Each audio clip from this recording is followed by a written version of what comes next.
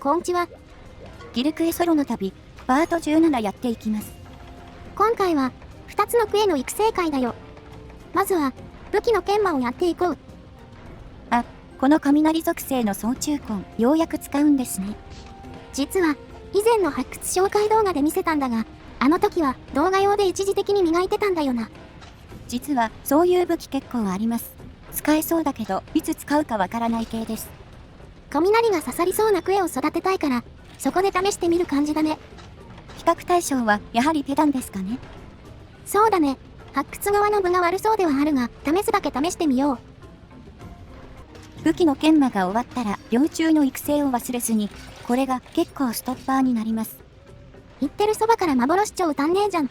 砂漠夜で集めてこないと。これがあるから、最高倍率以外の総中根はなかなか磨く気になりません。ふう、集まった。やっぱ G 級の素材集めといえば砂漠夜だな。今でもたまに行きますよね。ゴウヨロイ玉や落葉草の花とかも取れますし。ともあれ、これでエキス延長虫が完成だ。ようやく戦えるようになった。さて、あとは装備を組んで完成です。ペダン用に組んでた、光耳真打ちをほぼ流用したよ。スロットも一緒だしね。スキルが重くて技物は入れられませんでしたね。紫40がこの武器の生命線なので、どうなるか。この時点でペダンでいい感が漂っているが、実際担いでみないとわからん。では、やっていきましょう。ギルクエはセカンドキャラ側にあるので、ローカル通信でやってくよ。相手はセルレとジョーです。ようやく126まで来ました。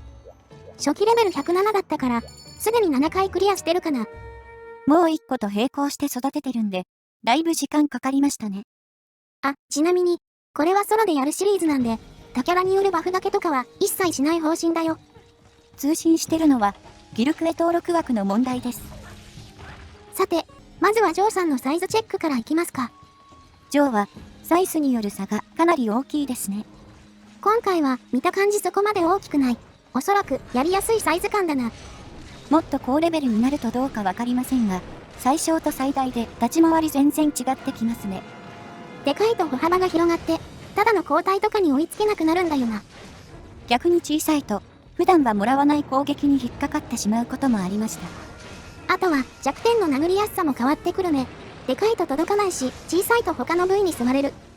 そういうわけで、中肉中背のジョーが一番やりやすいよ。これはセルでも同じような傾向がありますね。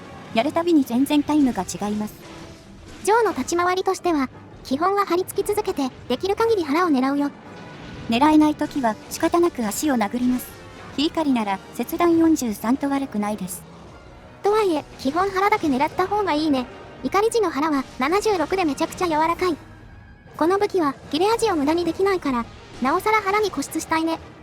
コード運次第ではずっと腹を狙い続けて、5分くらいでジョーが片付くこともあります。まあ、大半はそこまでうまくいきませんが。盆踊りとかタックル、回転攻撃あたりは、連発されると美味しくないしね。で、ペダンとの比較の話に戻りますが、単純にジョーには爆破が効きやすいんですよね。大型モンスターは100ダメージが多いんだけど、こいつは300ダメージ出るんだよね。アカムとかウカムと同じダメージなんですよね。まあ、体力を考えると妥当ですけど。まあね、ギルクエでは上から2番目に体力多いし。それでも最大体力に占める爆破ダメージは一番多いはずだね。それに加えてペダンは、真打ちさえ発動させれば、長く火力を維持できますからね。今後極限になることも考えると、今回の武器は結構厳しいと思います。そうね、それは実際持ってみて思ったよ。紫どころか白も割とすぐ使い切っちゃうんだよな。あと地味なところで生産武器で言うと、ミラーアンセスロードの存在も気になります。あっちは930の雷450か。多分、部位によってはダメージ負けるよね。スロ1の差はでかいと思うけどどうかな。スキルカッツカツだしね。まあ、ジョーならペダンでいいんですが、セルレはソリューが選ばれるっぽいんですよね。セルレは爆破の通りが普通だし、雷が全体的にジョーより通りやすいからかな。ペダンを差し置いて選択されるってすごいですよね。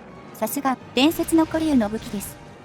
素粒武器は竜だったり雷だったりするけど、総中根は雷でよかった。この辺ってどういう基準で分けられるんでしょうね。黒竜と素竜、どちらも竜属性で被ってたりしますが。全部雷で良さそうな感じするよね。攻撃力と属性値を両立する雷武器って珍しいし。4G の雷武器はラージャン系が強いんですが、逆に言うとそれ以外で強いものは少ないですね。ああ、青落ちちゃった。切実に技物が欲しい。青になると銅に弾かれるので、白以上のキープが必須です。この辺もペダンの優位性を示してます。火力的には白でギリギリ雷の発掘が勝つくらいだね。爆破ダメージを考慮しなければ、だけど。じゃあもう比べるまでもないやん。疲労してる。疲労中は地味に何していいかわからないんだよな。胸が弱点でなくなるので、火狩りはダメージを取るのがそもそもむずいですね。で、振り向きの度に噛みついてくるから、狙うのもリスクあるし。防御ダウンを食らうと2割くらい防御が下がります。ノーケアだと意外と響きます。136以上なら極限で解除されるから、この苦労はないんだろうけど。長らくラージャン派だったのが響いてます。ジョーにも慣れていかないといけません。ラーは MH4 での経験もあったしな。で、移動しましたね。合流がちょっと面倒ですが。合流してるわ。このクエ、ちょっとソロだとしんどいかもな。今は肥やしが効くからいいですけど、極限になったらどかせませんからね。あと、セルレって煙玉貫通してくるんだよ。炊いても見つかっちゃうのよね。このクエ、136まで育てた後、普通に消す可能性あるな。セルレ自体も結構しんどいですからね。ジョーになれればまた違うかもですが。まず、ジョーから代々取るのさえ安定しないからな。胸からだけ取れるんだけど、めちゃくちゃ他の部位に座れるんだよ。足踏みが狙い目な雰囲気あるので、何度もやって慣れるしかないですね。一体何戦やれば慣れるのやら、まだ極限にすらなってないし。最低でも2、300は必要ですね。これまでの経験から言って。ちょっと気が遠くなるな。上入りのクエ自体、手持ちは少ないし。盆踊り来ましたね。足踏みしてリューブレスを吐く謎のモーション。これはどういう意図で追加されたんだろう。範囲がちょっとだけ独特ですが、足殴ってれば当たりません。通称暗黒盆踊りだよ。ジョー君は愛されてるね。そのままフィニッシュです。時間は7分半、まだまだです。このクエの本番はこれからだ。気合い入れていくぞ。どうかお釣りませんように。さあ行くぞ。こいつはジョー以上にタイムのブレがひどいね。足を殴ってこかす。攻略の方針としてはそれだけなんですが。多段攻撃による裂傷、空中の詰め攻撃の対処、あらゆる攻撃の見極めができてないよ。ひどい時は、ずっとジャーキーと回復薬を飲む、ボットと化してしまう。ジョーと並んで、こいつもサイズの影響大きいですね。足に届かず、翼に当たることがよくあります。おそらく、こける攻撃回数をある程度把握して管理していく必要があるんだけど、育成中ってのもあって、そこら辺は特に意識してないよ。足の耐久値は低いことは低いんですが、そこまで簡単にこけるわけでもないです。あと、ダウンを取った時も、反対側に倒れて肝心の足が狙えないこともあるね。腹と足以外はあまり通らないので、ロスが大きいんですよね。この辺、プレイ見ててもビビってるのわかるよね。爪の軌道がわからないから対処もできてない。とにかく裂傷が厄介すぎて手を出しづらいんですよね。油断してるとあっという間に落ちりますし。シンプルに鱗飛ばす攻撃も結構しんどいよ。開始タイミングミスるとすぐ裂傷つくからね。裂傷自体はモスジャーキーですぐ回復できますが、次の裂傷を防ぐ効果はないので、ケアし続ける必要がありますね。湯煙玉の持ち込みで変わったりするかな。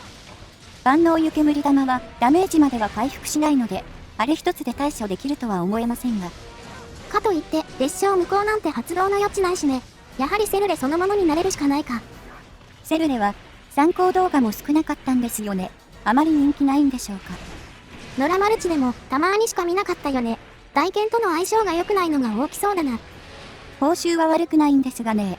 特別いいわけでもないですが。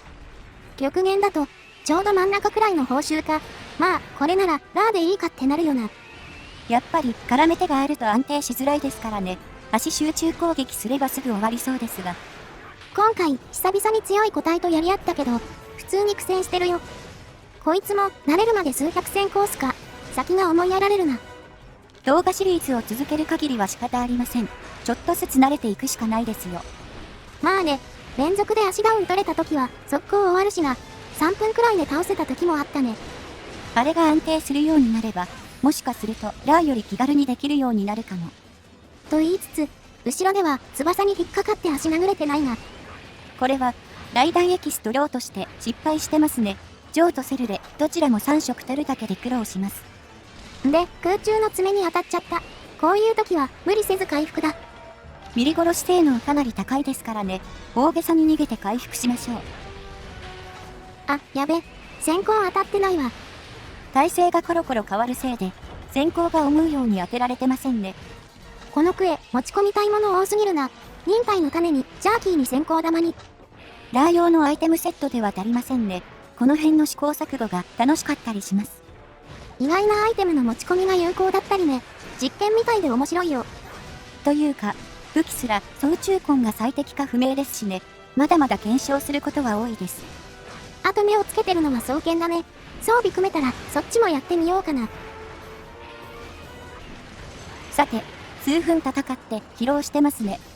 あの後先行ミスりまくってだいぶ無だったけど、さすがにそろそろ倒せるかな。しかし、まだ126の段階ですが、時間かかりますね。ソロで回せるようになるでしょうか。さすがに20分以内で安定しないと厳しいからね。合流したら割と積んでる寄りだし。合流リスクを抑えるには、ジョーを早期撃破しないと、7、8分以内には倒したいですね。2頭とはいえ、7、8分で安定は相当厳しそうだな。実現するんだろうか。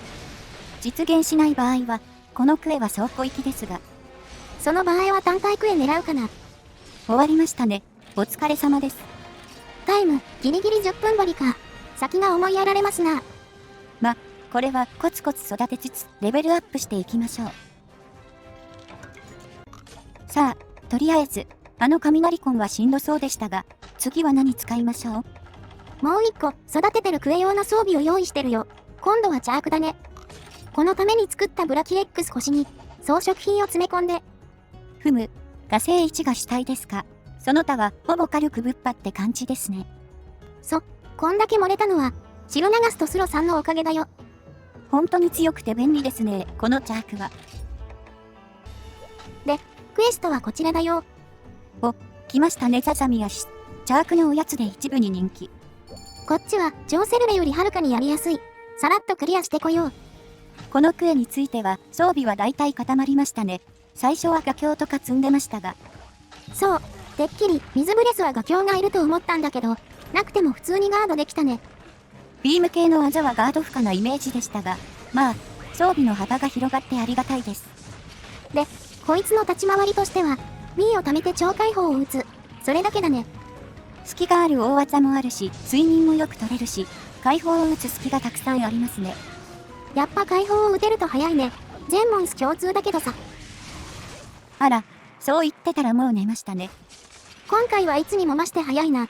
これがあるから、盾強化は黄色で行いたいね。さて、では目覚めの一発です。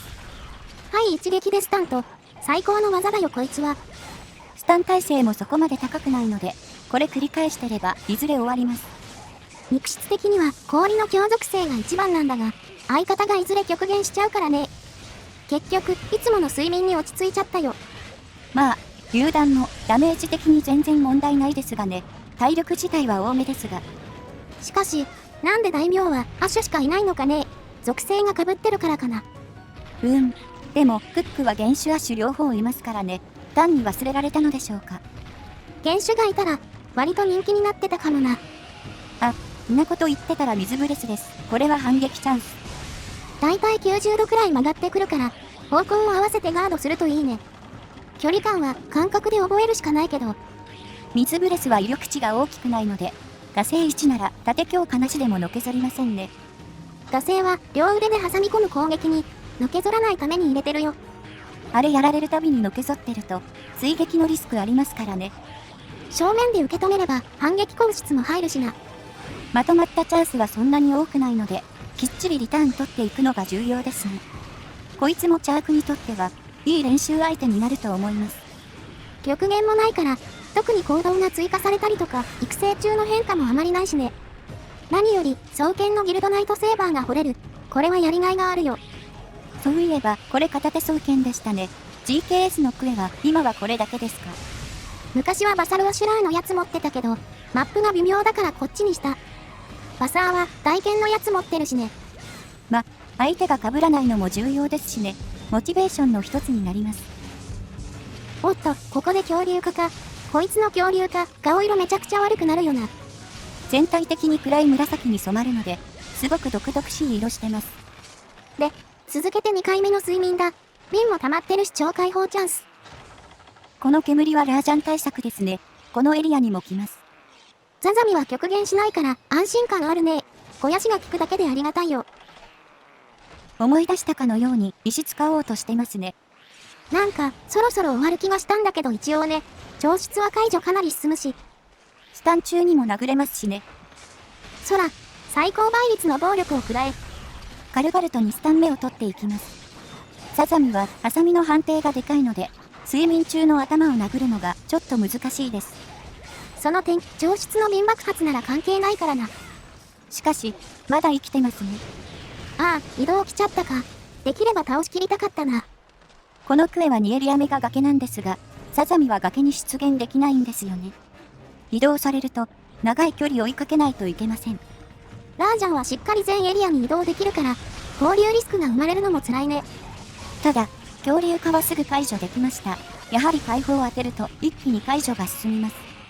速度が上がると爪振ってるだけで強いから、なるべくさっさと解除したいね。ギザミほど凶悪ではありませんが、ハサミを横に振る攻撃はかなり回避しづらいです。回り込むならいいんですが、ほぼ予備動作ありませんからね。高架機種全般やりがちだけど、ノーモーションで横に攻撃するのずるいよね。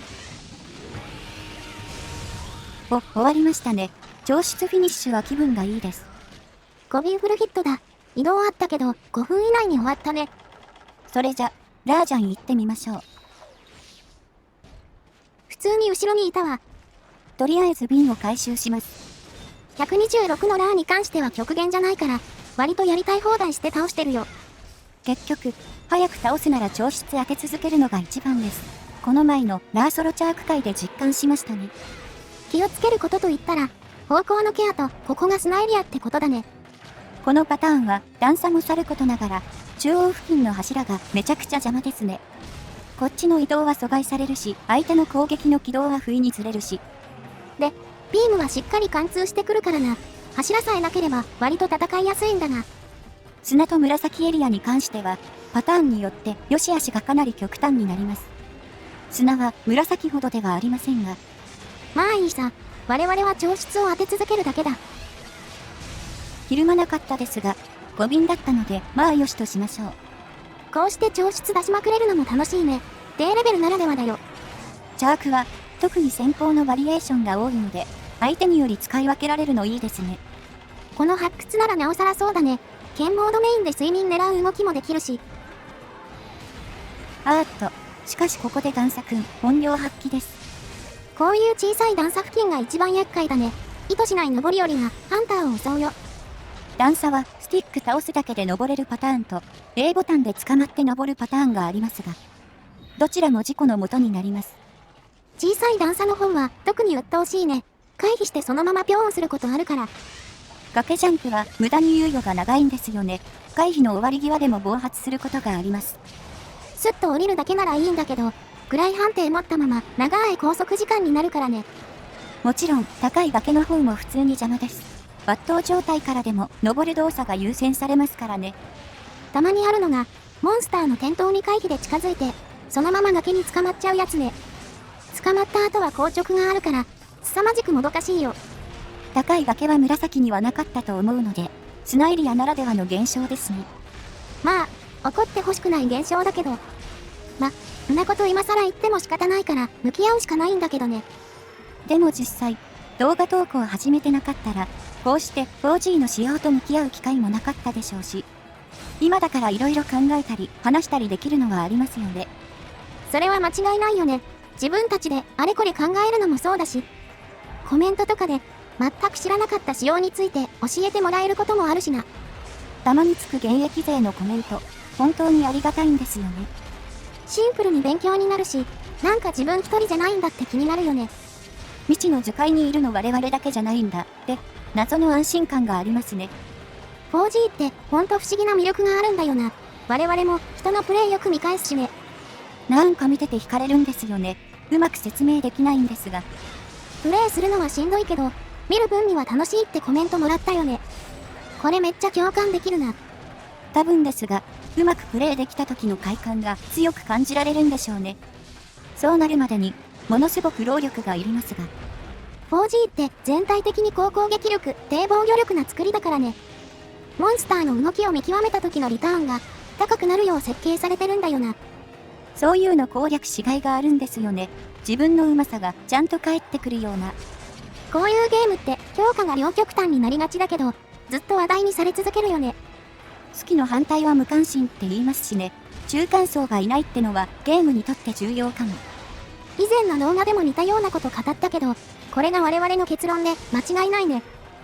少しくらいバランスが尖ってた方が我々好みのゲームだ。これからもどんどん尖った部分を伝えていきましょう。はい、移動してきました。多分もうちょいです。あ、ケルビがもらい事故しました。もらい事故なんてとんでもない。あんなとこ通過する方が悪いんだ。こりゃ事故起こすわ。しかし、ここケルビが出るの珍しいな。大体はザザミが湧くんだけど。ケルビくん、たまに出てきてこの仕打ち。まあ、自然は厳しいってことで。それはさすがに尖りすぎでは。あ、ローリング来たかな。ビン5本だし、ここで終わらせたいな。ローリングは貴重な調湿の機械ですね。よーし、終わった終わった。11分台でした。126と考えると9大点ってとこですかね。このクエはセルレ城と違って、136以降も通用する未来が見えるな。報酬だけ考えるとセルレ城も片手双剣ですしね。周回するとなるとこっちでいいと思います。今後の自分の上達に期待。ほい。というわけで育成会でした。だいぶ課題が残る感じでしたが、乗船に少し慣れたのは収穫でしたかね。あと、ザザミラーについても希望が見えたね。片手双剣の有望クエだな。問題はセルレくんですね。136以降でも安定できるのか。無理そうなら倉庫行きも視野だな。では、今回はここで締めます。ほいじゃ、次の動画で。またね。